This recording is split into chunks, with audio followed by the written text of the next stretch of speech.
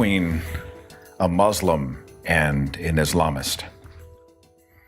An Islamist is somebody that's looking to have Islam have a political role. So somebody that wants the government to follow Sharia law, for example, or that wants to change the way people interact with the state, or it's largely a political movement versus a religious movement. You think Islam is political more than religious? I wouldn't say more, but one of the differences between Christianity and Islam is that with Christianity, the state was completely separate. It was the Roman Empire. With Islam, Muhammad established his own state and conquered surrounding areas. So it was always the political and religious power were intermeshed. Is ISIS, you think, about the religion of Islam, or do you think ISIS is about something else? It's a bit of both, in the sense that there's a power vacuum and they're filling up that power vacuum. There was an issue with Shia and Sunnis where Shias were in power and Sunnis were not, and they were able to exploit that vacuum. But what they're doing, the way they're governing, is very, very Islamic. If you read early Islamic texts, that's exactly the way their governments were formed and did operate. There are a few discrepancies here and there, but for the vast majority, it is following Islamic scripture. The charge is being tossed out and about that it is our fault that ISIS exists. Certainly we have some culpability. Yeah, definitely. How are we culpable? In the sense of the instability in that area, it depends on how you define culpability, how you define geopolitics and backlash. So if Saddam had existed, for example, till today, then probably the Iraqi state would be stronger. There wouldn't be enough of a space for any revolutionary force, religious or irreligious. They exploited that space and we created it. The issue is generally if you're going to destabilize any state, is there any power that can take over? And we were responsible for destabilizing the state that existed in that area. The issue is that state was horrible and murderous and genocidal. So that's a whole different question, that should we or shouldn't we have destabilized it. I was against the Iraq War personally. But once you destabilize any regime, any form of government anywhere, people will try to exploit that. To that extent, we're culpable that we created the situation, but ISIS itself, I don't see how America is responsible for that. Can you tell me, in your opinion, what drives the brutality of ISIS? This isn't just we want to be the religion of planet Earth. This is we want to lock people in cages and douse them in fuel and burn them alive and behead them on international television. And can you speak to what drives that, you think? I can speak to it, but I don't know how accurate that would be. Just a personal take on it. Yeah, so the issue generally is that if you look at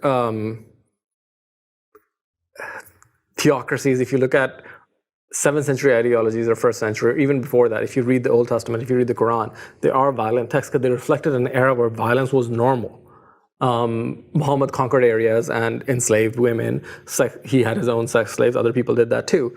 The same existed within the Old Testament, where Moses commanded that kill everybody, every woman except for young virginal women, and keep them for yourself. So that was largely the tapestry within where all these religions were born. And this is more of a revivalist idea where they want to recreate that environment, where they believe that environment was the best environment ever. And since it's perfection, they want to go back to it.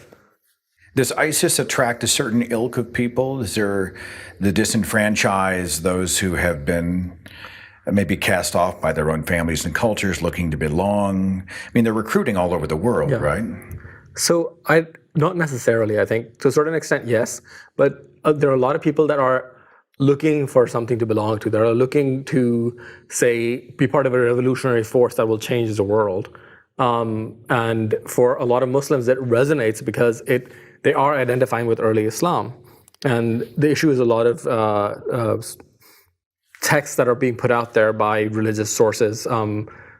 If you look at Saudi Arabia, the version of Islam they practice is a very austere Islam, Wahhabism, and in which they advocate going back to exactly what Muhammad did. And so people that subscribe to that, they will see this as being fulfillment of prophecy. If you look at Saudi Arabia itself, 200 years ago when that whole movement started, they were very similar to ISIS. The early Abdul Wahhab that started Wahhabism. He conquered neighboring areas. He desecrated religious sites. He was very, very brutal to the point where the Ottoman Empire intervened and actually killed him. ISIS is simply an extension of the same tradition. ISIS then is nothing new. In my opinion, no, it's not. What's the ISIS solution? What do we do? How do we fix it? That's a much longer issue in the sense that we need to, if you look at most Muslims idolize early Islam. They view it as whatever Muhammad did was perfect, but nobody actually sits down and analyzes what the consequences of doing certain actions are. So Muhammad established a theocracy, therefore theocracies are good. But if you examine the history of humanity, regardless of religion, Christian theocracies, Hindu theocracies, Muslim theocracies always end badly because you already have all the truth. Dogma defines what should be done. If you don't analyze that, if you don't understand why theocracies are bad, you will keep going back to and repeating the same mistakes of history. In the Muslim world, there's no real curiosity of trying to understand our circumstances and why we are where we are today. Until that changes, I don't think this will keep happening. It'll become worse and worse and worse. So if I was to echo the charge I hear that Islam means peace, Islam means peace. Does Islam mean peace? No, it does not.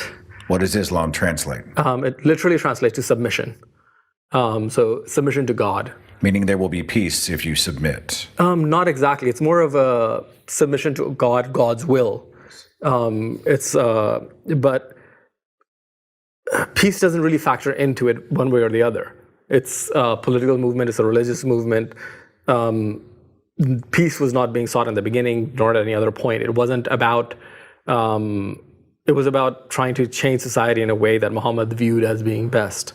Some things of those were perhaps positive, some were negative, but the peace thing is, I think, relatively modern, where people are trying to make it sound better, or if, say, in the 7th century, Islam had died down, and we were looking at it back at a historical phenomena, I don't think anybody would be viewing it as a religion of peace. Muhammad conquered certain areas in Arabia, then his followers went out and subdued the Persian Empire, Egypt, Morocco, the entire North Africa. If at that point it had stopped and we were looking back at it from where nobody cared about it today, nobody would call a conquering imperialistic agenda as being peaceful.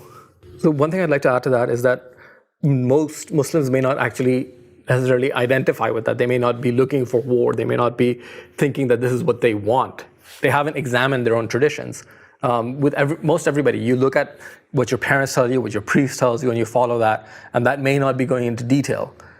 So without that critical examination, most Muslims may not even know that Muhammad was a warlord or Muhammad enslaved people. They only hear a certain view that may not be historically accurate. So what, they are practicing the tradition of Islam without really being aware of the religion of Islam? To a certain extent, yes. Sounds like many Christians. Yeah, exactly, it is. The only difference is that with Christianity, the seriousness with which people take it and the percentage of people that take it very seriously and the intermingling of state power is very, very different. It's closer to what it used to be a few hundred years ago, where most everybody believed that it was literally true, and state power and religious power were identical. In the Muslim world, that still exists. Let's speak to the whole ex-Muslim thing. If you're an ex-Christian, well, you're going to get stones thrown at you verbally, perhaps. Yeah. But if you're an ex-Muslim, for many, the consequences are much greater. Yeah. Can we speak to that real fast? So it depends on where you are and who you're surrounded by. So social context matters a lot. There are people who have been able to get out without any real issue. Their family accepted them. But on the other hand, there are people who have gotten death threats and who, if it have had to go into hiding, for example. There are people who have, one of our members, his family locked him up and beat him up. Another member, her family threatened to kill her and she had to go into hiding. So experiences vary depending on how conservative your family are, how seriously they take it, and which part of the world you're from. And to a certain extent, education and socioeconomic conditions factor into it as well. But if you look at the religion itself, it specifically says that apostates should be killed. It's a way of controlling. If you're a part of this community, you can never really leave. Well, culturally, too, in some more fundamental countries, it's a matter of honor, is it not? Mother and father see a child who is an apostate, and now it speaks to the whole family. Yeah, so if you look at historically, cultures were generally honor-based. Honor was what mattered. And most of the West, post-Enlightenment, has moved away from honor-based cultures. And most of the Muslim world hasn't done that yet. Faisal Syed al-Mutar was talking about how that Christianity had hundreds of years to find its enlightenment. Yet here we are in the age of the weapons of mass destruction, the nuclear age, the nuclear bomb, the dirty bomb, whatever. We don't have hundreds of years for Islam to have an enlightenment. And people are more than willing to kill and die in the name of Allah. Can you speak to how critical it is now to try to quell the rising fundamental Islamic tide?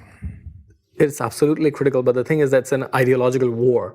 You can't win it without a war of ideas, without actually pushing back against the ideas and where they're coming from. Is anybody listening? If nothing changes with that discourse, with that dialogue, and we are speaking, presenting better ideas to kill bad ideas, are they listening at the most radical front? Will the radicals really care what we think? The radicals may not directly care, but how are people radicalized to begin with? And there's a network effect of good ideas traveling. So a lot of the funding for radical ideas is coming from Saudi Arabia and Iran, and we need to work to eliminate those sources of funding. Also, the ideas that we're presenting, be it Richard Dawkins, be it Matt Dillahunty, be it any of the prominent atheists, they travel globally. They're on. One of the silver bullets that we have today is the internet. So anything we put out there is available globally to everybody. So in, let's say, a very strict an oppressed Islamic culture, they still have computers and the internet? Mostly, yes. And they're in there watching covertly in the shadows when nobody's looking. They're watching contrary opinions, contrary Not necessarily. It may be that, so one person may be exposed to it and they're traumatized by it. They think that these people are evil. And they may go to their more religious friend and say, help me counter this. And they may sit down trying to counter it to get a better idea of what they're doing. But usually when you start honestly exploring things, you come to the same conclusions that these are mythological figures, and it's untrue. The reason I left religion was because I spent a year studying religion because I wanted to be a better Muslim. When I studied it was very obvious that this is mythology from the 7th century. I was watching a documentary about the oppressive regime of North Korea and how its citizens would secretly go and they would watch, American films, and they would participate in the pop culture that was forbidden by their sort of theocratic religion, because obviously the dictators worshipped as a deity. And they ached for freedom, and the internet became their conduit. Is there a subculture of... Yes. Also, most of the Muslim countries aren't as oppressive. So you have Saudi Arabia, you have Iran that are far more oppressive. But most of the other countries aren't rich enough or don't care enough to monitor things to that extent. So, for example, in Pakistan, they banned YouTube because of Draw Muhammad Day. But there are other video sites, there are other websites. There's too much content that's being put out there that they can't really pull the plug from the internet entirely. And they don't have the resources of China to monitor or block the internet either. The more they try to quell it, the more people will find different avenues to get to it, right? Yes. Talk to me about your organization and what you do and how an ex-Muslim can benefit from it. So if you look at Pakistan or even in America, anywhere in the world, most people that leave Islam tend to be isolated. They don't talk to other people because they're concerned about the consequences. Islamically, for example, if you're married to somebody and you leave the religion, the marriage is automatically null and void. So spouses may not talk to each other, siblings may not talk to each other. So we're trying to change that dynamic where people no longer feel alone. You have other friends, you have people you can hang out with, talk to, share experiences with.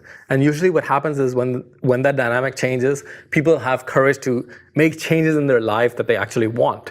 We have people that were in relationships with conservative Muslims but were atheists and have left those relationships or have moved out and are independent. And what happens is there's a network effect where one person does it and then their siblings, their cousins, their parents, it expands very, very rapidly once you see that it's possible to do a certain thing. One person in our group, she was able to convince her father to leave religion. Her father's an atheist now. But as a result of that, he's now talking to his cousins and his siblings in Pakistan, and he's not overtly saying I'm an atheist, but he's poking at them about issues within religion. Why do you do this thing? Why is this? This sounds wrong, and that provokes further ideas. So the benefit of a war of ideas is we have the right ideas, and they resonate with people when they're actually exposed to them. what we're trying to do is create local communities. You're actually interacting with people, meeting people. And we've had people that have moved in together, roommates, and we've had relationships develop. And there's a couple that recently got married. Both of them are Egyptian. Both families think they're devout, religious, and they're both atheists. They met through us, and their family doesn't need to know. This is like an ex-Muslim Underground. harmony, yeah. So generally, dating is not the focus, but it has happened. Look, we're talking about relationships. We're talking about community. We're talking about the things that human beings crave, Exactly. and that the church and religion does very, very well. Yeah. And when you leave a religion, you lose that sense of belonging and sort of, for lack of a better word, fellowship, to be able to spend time in conversation with people of like mind. Exactly. So knowing that you're not alone, knowing that somebody has your back if you're in a tough situation. We've had multiple times where parents kicked out children over issues like this, and they called us. I got a call at midnight that I'm on the street, help. And we have communities in about 15, 16 cities now, and we have people that we can call and say that, hey, can you spare a bedroom? Can you spare a couch? And we've had multiple times where people were in need, and they were able to reach out and get the help they needed. And the benefit is those people themselves being a part of the community, already meeting other people, they understand that they have support, they have help, they have people that care about them. When you see the headlines with the most radical fronts of Islam on the move, and you see this long tunnel we have to walk to get to a more rational world, do you see any light at the end of the tunnel? Is there hope? Yes, definitely. As I said, with the internet, it's been, so 2 years ago when we started, it's been about, our anniversary is actually next month. When we launched, the average discourse within Muslim communities was that atheism is a Western phenomenon. You don't leave the truth once you're a Muslim. You're always a Muslim because it's the truth. Our existence was not acknowledged. We were called Zionist shills. Now this year, the Muslim Students Association, they have an annual convention. And at their convention, there were 2 different talks about the problem of atheism within Muslim communities and what can they do to prevent misguided youth from leaving religion. So if they're speaking to it on all fronts, it means that it's something they're presented with on all fronts. Exactly. In the Christian church, they do the same thing. How do we get the young generation to come back to church? The reason those books must exist is because the young generation is leaving in droves the church. So you don't think it's a hopeless fight? No, I am actually very hopeful. One thing I'd like to emphasize is this is a long-term ideological war. It won't be, there are no short-term fixes. It's going to take many, many years and a lot of us working together, but I do think it's inevitable.